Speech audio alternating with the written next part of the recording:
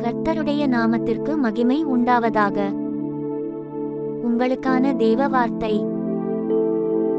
ஆனாலும் தேவன் என் ஆத்துமாவை பாதாளத்தின் வல்லமைக்கு தப்புவித்து மீட்பார், அவர் என்னை ஏற்றுக்கொள்வார்.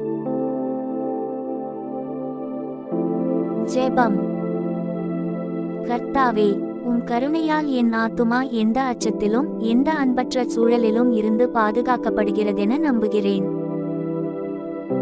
நீர் என் உயிருக்கு தகுதியான மீட்பை வழங்குகிறீர். என் வாழ்க்கையை உங்கள் கிருபையில் வைக்கிறேன்.